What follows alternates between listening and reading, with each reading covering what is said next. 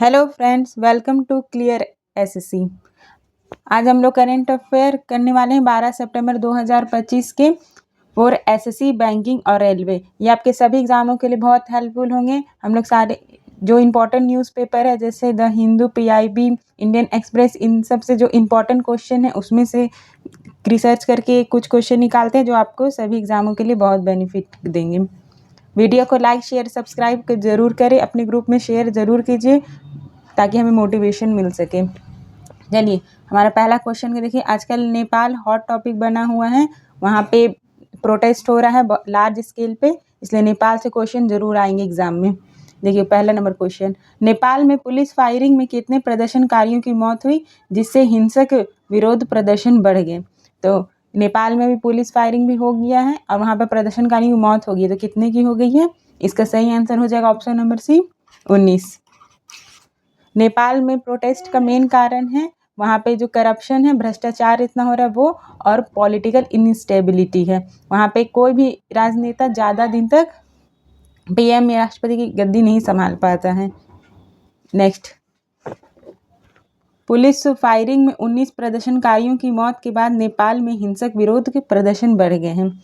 कुछ static GK देख लेते हैं। नेपाल की राजधानी काठमांडू है, मुद्रा वहाँ नेपाली रुपया चलती है, राष्ट्रीय पशु नेपाल की गाय है, माउंट एवरेस्ट को सागरमाथा के नाम से जाना जाता है नेपाल में। अब नेपाल का प्रमुख त्यौहार दशहरा है। नेक्स्ट क्वेश्चन की तरफ चलते हैं। क्वेश्चन नंबर 2, नेपाल के किस शहर में एक बड़ी जेल टूट गई है जहां 3000 से अधिक कैदी थे। प्रोटेस्ट का फायदा कैदियों ने भी उठा लिया है, इसने 3000 से अधिक कैदी वहां से भाग निकले हैं। तो ये कहाँ पे था, किस शहर में ये जेल है? इसका सही आंसर हो जाएगा ऑप्शन नंबर सी, काठमांडू में। सी इसका सही आंसर हो जाएगा। इसका डिटेल देखते हैं। काठमांडू के दिल्ली बाजार जेल में एक बड़ा ब्रेकआउट देखने को मिला है जहां 3000 से अधिक कैदी भाग गए हैं।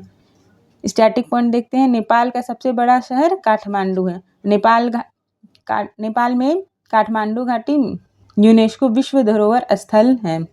पशुपतिनाथ मंदिर काठमांडू में एक प्रसिद्ध शिव मंदिर है। शिव मंदिर ये कहाँ है? पशुपतिनाथ मंदिर काठमांडू में है। स्वयं भूनाथ स्तूप काठमांडू में स्थित है जिसे बंदर मंदिर भी कहा जाता है। काठमांडू की स्थापना माना जाता है, इसकी स्थापना लगभग 10वीं शताब्दी में हुई थी। नेक्स्ट क्वेश्चन की तरफ चलते हैं।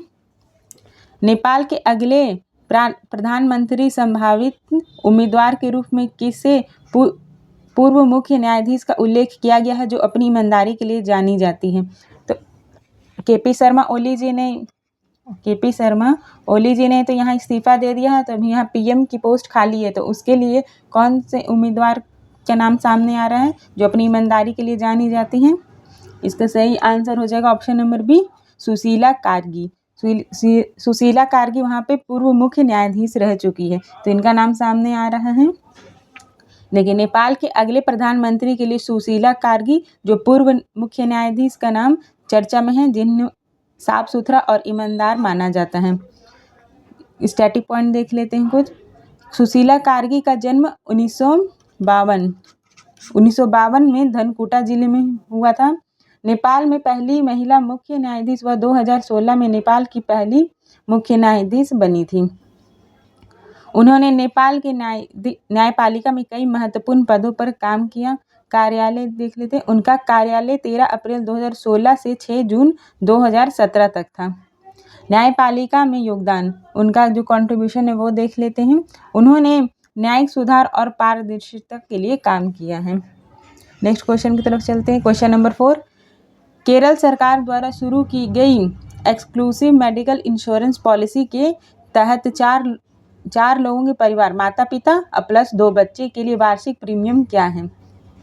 तो केरल सरकार ने अभी एक exclusive medical insurance policy start की है जिसमें एक परिवार के 4 लोग को कवर किया जाएगा, जिसमें माता पिता और 2 बच्चे आएंगे। तो इसमें कितना अमाउंट है, इसकी प्रीमियम क्या है? इसका सही आंसर हो जाएगा ऑप्शन नंबर सी, 13,400। इसका डिटेल एक्सप्लेनेशन देखते हैं। इस नीति में इस नीति का प्रीमियम 4 लोगों के परिवार माता पिता प्लस 2 बच्चे के लिए सालाना 13,400 है। केरल की राजधानी तिरुवनंतपुरम है। केरल की जो भाषा है, राजकीय भाषा वो मलयालम है। प्रमुख त्यौहार ओणम, विशु, ये केरल के प्रमुख त्यौहार हैं। केरल की नदी पेरियार नदी, भरतपुजा, ये इम्पोर्टेंट नदियाँ वहाँ की। और केरल का जो शास्त्रीय नृत्य है वो कथकली और मोहिनीअट्टम है। कथकली और मोहिनीअट्टम केरल का शास्त्रीय नृत्य है, क्लासिकल डांस है वहाँ का। केरल वासियों के लिए exclusive medical insurance policy Kerala सरकार और किस बीमा कंपनी द्वारा संयुक्त रूप से शुरू की गई? तो अभी जो एक्सक्लूसिव मेडिकल इंश्योरेंस जो केरल सरकार ने स्टार्ट किया है वो किस बीमा कंपनी के साथ मिलके ये स्टार्ट किया है? इसका सही आंसर हो जाएगा option number C, New India insurance. New India insurance के साथ मिलकर ये सुविधा लोगों को दी जा रही है। इस नीति को केरल सरकार और न्यू इंडिया इंश्योरेंस द्वारा संयुक्त रूप से शुरू किया गया है। न्यू इंडिया इंश्योरेंस की स्थापना 1919 में सर दोराबाजी टाटा द्वारा की गई है। कब इसकी स्थापना हुई थी? 1919 में कि दोराबाजी टाटा जी के द्वारा हुई थी। इसका हेडक्वार्टर मुंबई में है, मुंबई महाराष्ट्र में। भारत सरकार का स्वामित्व, यह भारत सरकार के वित्त मंत्रालय के स्वामित्व में है। देखिए इसका से कार्य क्या करता है, यह सामान्यतः बीमा उत्पादों की एक विस्तृत श्रृंखला प्रदान करता है। इसका 19 देशों में कार्यालय है। न्यू इंडिया इंश्योरेंस का 19 देशों में कार्यालय है। नेक्स्ट क्वेश्चन की तरफ चलते हैं। केरल के प्रति 1000 जीवित जन्मों पर शिशु मृत्यु दर क्या है जो भारतीय औसत से बेहतर है? तो 1000 जीवित जन्मों पर शिशु मृत्यु दर क्या है जो भारत से बेहतर है? इसका सही आंसर हो जाएगा ऑप्शन नंबर बी, 6 इसका सही आंसर हो जाएगा। देखिए केरल के शिशु मृत्यु दर प्रति 1000 जीवित जन्मों पे 6 है, जबकि भारत का 27 है। भारत में 27 है और इसमें 6 है। नेक्स्ट पॉइंट देखिए, शिशु मृत्यु दर प्रति 1000 जीवित जन्मों पर 1 वर्ष से कम उम्र की शिशुओं की मृत्यु की संख्या है। भारत में IMR 2020 के अनुसार भारत में IMR 27 था। केरल का स्वास्थ्य मॉडल, केरल अपनी उच्च स्वास्थ्य देखभाल सुविधाओं और साक्षरता दर के कारण कम IMR के लिए जाना जाता है। नेक्स्ट पॉइंट है स्वास्थ्य और शिक्षा में निवेश। केरल सरकार स्वास्थ्य और शिक्षा में भारी निवेश करती है। ग्रामीण स्वास्थ्य सेवा, राज्य में ग्रामीण क्षेत्र में भी मजबूत स्वास्थ्य सेवा प्रणाली है। वहाँ गांव में भी स्वास्थ्य सेवा अच्छा है और शहरों में भी, इसलिए वहाँ का जो प्रति 1000 जीवित जन्मों पर 6 बच्चे ही का डेथ हो पाता है। नेक्स्ट क्वेश्चन देखते हैं। भारतीय नौसेना का प्रथम प्रशिक्षण स्क्वाड्रन कौन सा है जो 2 जहाजों रीयूनियन द्वारा फ्रांसीसी क्षेत्रों में तैनात किया गया? तो भारतीय नौसेना का प्रथम प्रशिक्षण स्क्वाड्रन कौन सा है जो रीयूनियन द्वीप जो फ्रांसीसी क्षेत्र में है वहां तैनात किया गया है? इसका सही आंसर हो जाएगा ऑप्शन नंबर बी, INS तीर और ICGS सारथी, बी इसका सही आंसर हो जाएगा। इसका डिटेल एक्सप्लेनेशन की तरफ चलते हैं। भारतीय नौसेना के प्रथम प्रशिक्षण स्क्वाड्रन के जहाज INS तीर और ICGS सारथी रीयूनियन द्वीप पर भेजे गए हैं। INS तीर यह एक प्रशिक्षण जहाज है। ये किस टाइप का जहाज है? ये एक प्रशिक्षण जहाज है।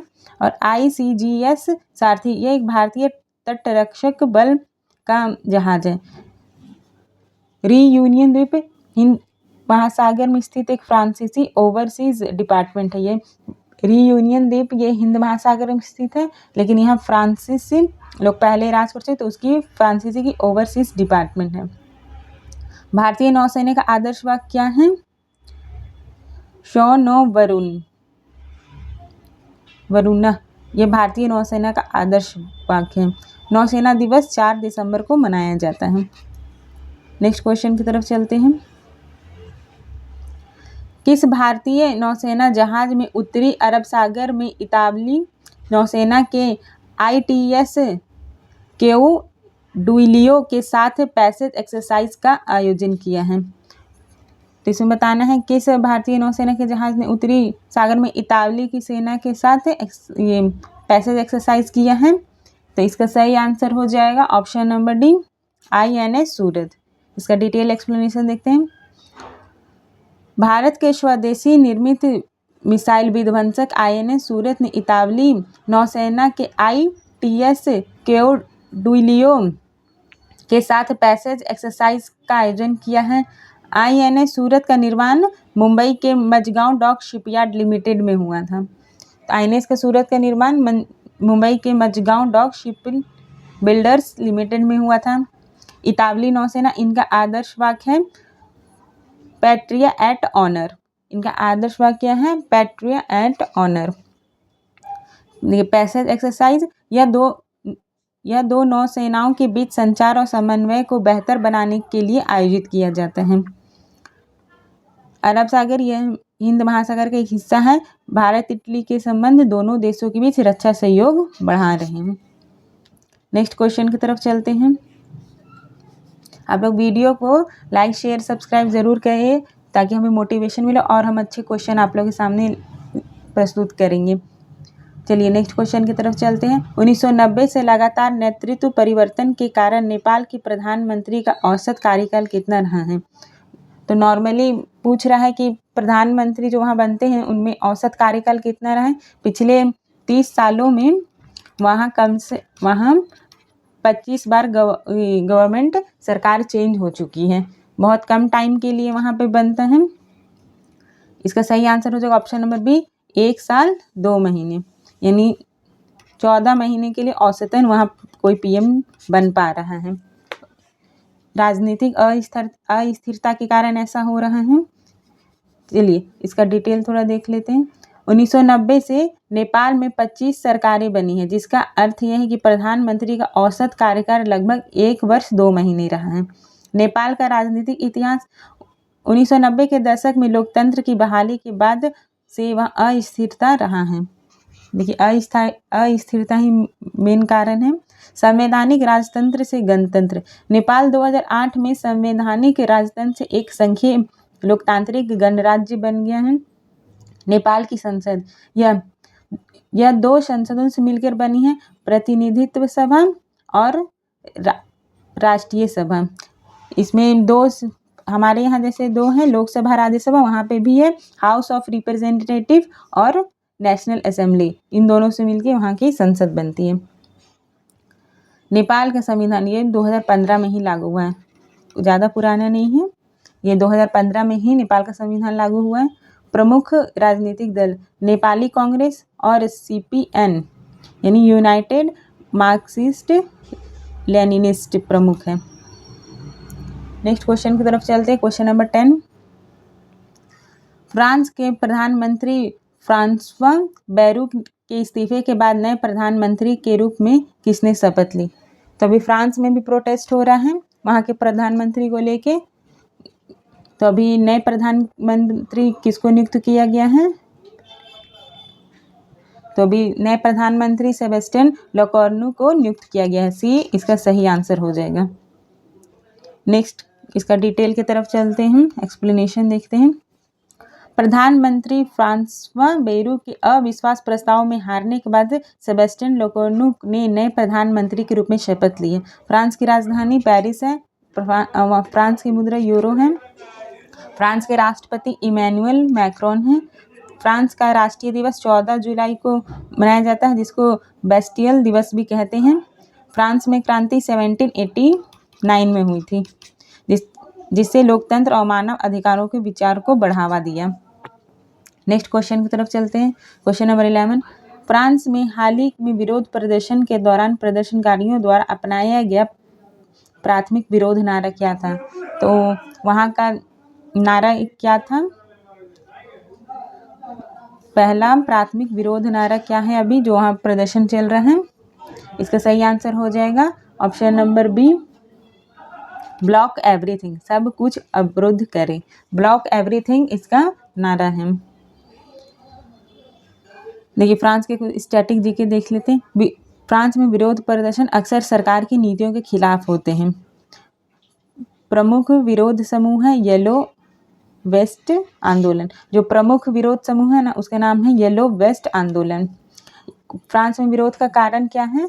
पेंशन सुधार, ईंधन की कीमतें और आर्थिक असमानता। वहाँ महंगाई भी बढ़ रही है और पेंशन में भी सुधार करने के लिए लोग मांग कर रहे हैं। प्रोटेस्ट का तरीका सड़क और हवाई को अवरुद्ध कर देना। नागरिक असंतोष, यह फ्रांस में राजनीतिक और सामाजिक मुद्दा को दर्शाता है। नेक्स्ट क्वेश्चन नंबर 12 की तरफ चलते हैं। भारत के साथ एक नए द्विपक्षीय निवेश समझौते पर हस्ताक्षर करके भारत के नए निवेश संधि मॉडल को अपनाने वाला पहला OECD देश कौन बन गया है? तो भारत के नए द्विपक्षीय निवेश समझौते को हस्ताक्षर करके भारत में नए निवेश संधि मॉडल वाला पहला OECD देश कौन बन गया है? इसका सही आंसर हो जाएगा ऑप्शन नंबर डी, इजराइल इसका सही आंसर हो जाएगा। देखिए, इजराइल एक OECD देश है। भारत के नए निवेश संधि मॉडल को अपनाने वाला पहला देश बन गया है। OECD इसका जो फुल फॉर्म होता है वो होता है organisation for economic corporation and development. इसका फुल फॉर्म देख लीजिए, हिंदी में आर्थिक सहयोग और विकास संगठन। भारत और इजराइल दोनों देश में रक्षा, कृषि और प्रौद्योगिकी के सहयोग करते हैं एक दूसरे को। द्विपक्षीय निवेश समझौता यह निवेशक के हितों की रक्षा करता है। भारत का नया निवेश मॉडल क्या है? यह निवेशकों और सरकार के बीच विवादों को सुलझाने के लिए एक संशोधित ढांचा प्रदान करेगा। भारत में इजराइल निवेश बढ़ा रहा है। नेक्स्ट, भारत और इजराइल किस वर्ष पूर्ण राजनयिक संबंध स्थापित किए? तो भारत और इजराइल का पूर्ण राजनीतिक संबंध कब स्थापित हुए थे? इसका सही आंसर हो जाएगा ऑप्शन नंबर ए, 1950 में। ए इसका सही आंसर हो जाएगा। इसका डिटेल देखते हैं। भारत ने 1950 में इजराइल के आधिकारिक तौर पर मान्यता दी, लेकिन दोनों देशों ने 29 जनवरी 1992 को पूर्ण राजनयिक संबंध स्थापित किए। भारत पहला गैर अरब देश था जिसने इजराइल को मान्यता दी थी। तो पहला गैर अरब देश कौन था? भारत था, जिसने इजराइल को मान्यता दी थी। 1992 में दोनों देश के दूतावास खोले थे। एक दूसरे के कंट्री में दूतावास, एम्बेसडर होता है ना, वो कब खुले थे? 1992 में। भारत और इजराइल का हथियार का सबसे बड़ा खरीदार है। इजराइल ने भारत के ड्रीप सिंचाई तकनीक पेश की है। इजराइल ने भारत को ड्रिप सिंचाई तकनीक पेश की है। दोनों देशों के नेताएं कई बार एक दूसरे के कंट्री में यात्रा कर चुके हैं। क्वेश्चन नंबर 14, वित्त वर्ष 2023-24 में भारत और इजराइल के बीच अनुमानित द्विपक्षीय व्यापार रक्षा कितनी है? रक्षा को छोड़कर अनुमानित द्विपक्षीय व्यापार की मात्रा कितनी है? कितना ट्रेड होता है? ट्रेड वॉल्यूम कितना है? एक देश दूसरे देश में, और इजराइल से भारत में, भारत से इजराइल में कितना ट्रेड होता है? इसका सही आंसर हो जाएगा ऑप्शन नंबर सी, 6.53 बिलियन अमेरिकी डॉलर। सी इसका सही आंसर हो जाएगा। देखिए, वित्त वर्ष 2023-24 में भारत और इजराइल के बीच द्विपक्षीय व्यापार रक्षा को छोड़ करके 6.5 बिलियन अमेरिकी डॉलर 6.53 बिलियन अमेरिकी डॉलर तक पहुंच गया है। यह व्यापार मुख्य रूप से कृषि, रसायन और हीरे में होता है। तो मेन मुख्य व्यापार क्या है? कृषि, रसायन और हीरे का व्यापार। भारत और इजराइल के बीच हीरा का व्यापार बहुत महत्वपूर्ण है। भारत इजराइल को कृषि उत्पाद और वस्त्र और रत्न निर्यात करता है। भारत क्या एक्सपोर्ट करता है? एक्सपोर्ट करता है कृषि के उत्पाद, वस्त्र और रत्न। और इंपोर्ट क्या कराता है?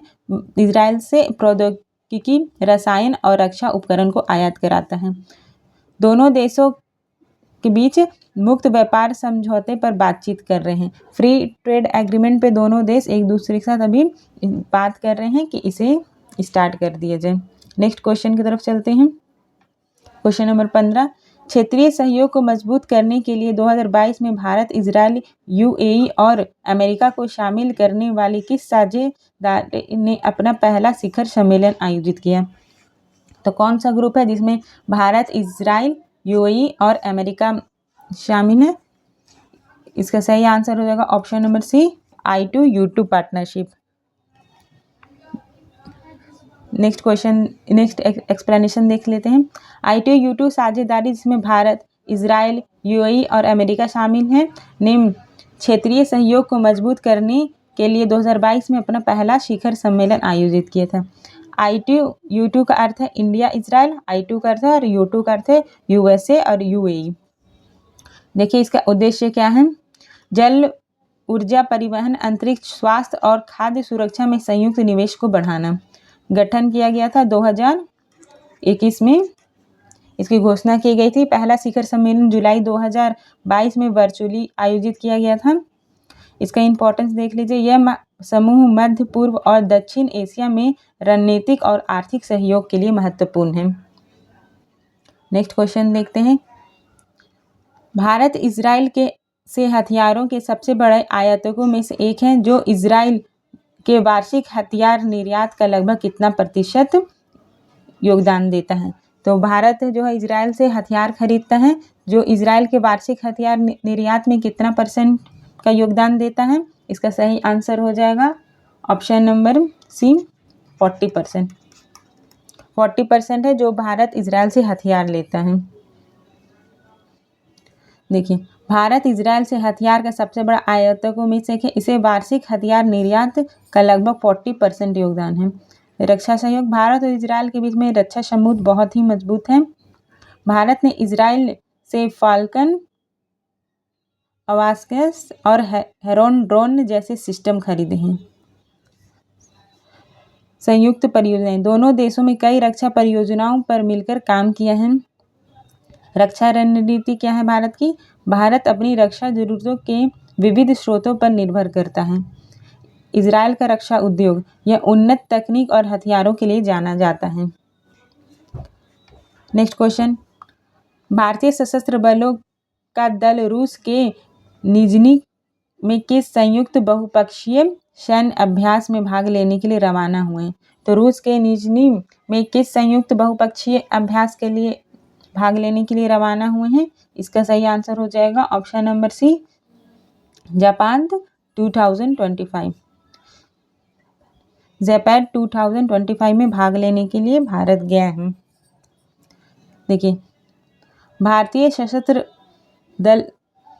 सशस्त्र बलों का दल रूस के निजनी में संयुक्त बहुपक्षीय सैन्य अभ्यास जापान 2025 में भाग लेने के लिए रवाना हुए हैं।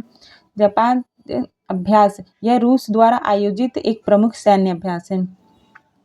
इसमें रूस और उसके मित्र राष्ट्र भाग लेते हैं। इसका जो उद्देश्य है सैन्य सहयोग, अंतर संचालनीयता और रणनीति को बेहतर बनाना।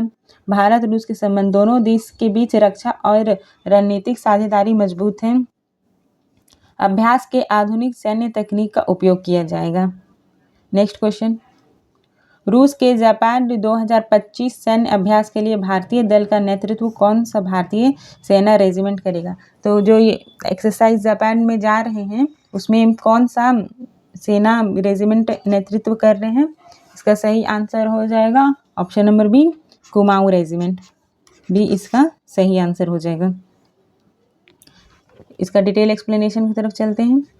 भारतीय सेना की कुमाऊं रेजिमेंट एक बटालियन अन्य शस्त्रों और सेवाओं के लिए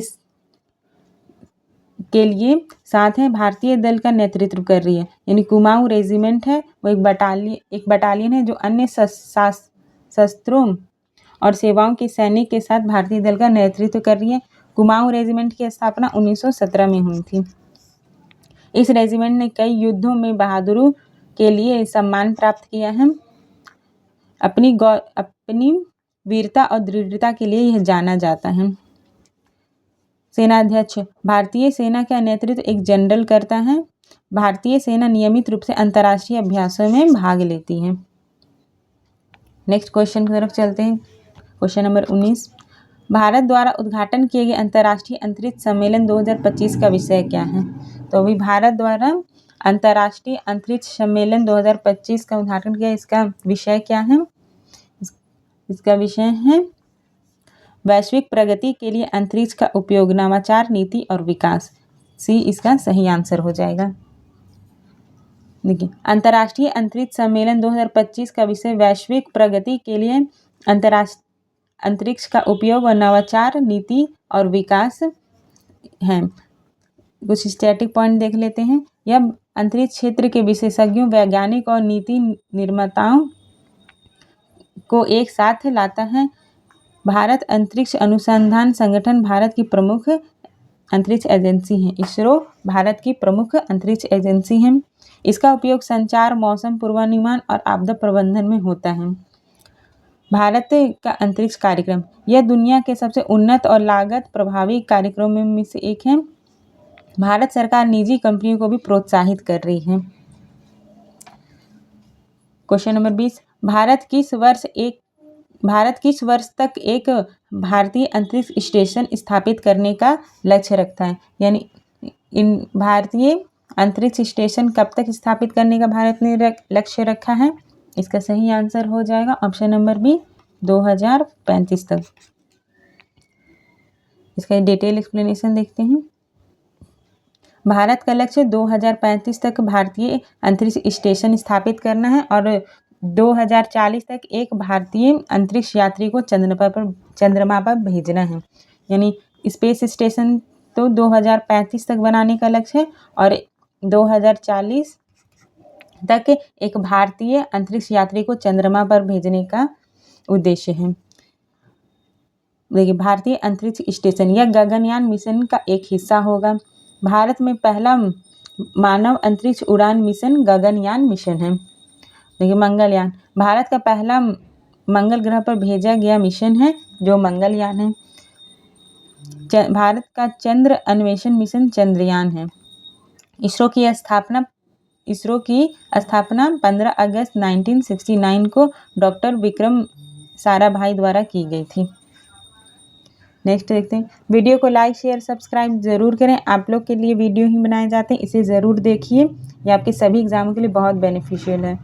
टेलीग्राम चैनल पर PDF मिल जाएगी, क्लियर SSC ऑफिशियल के नाम से है। आप लोग वहाँ से इसका PDF देख सकते हैं।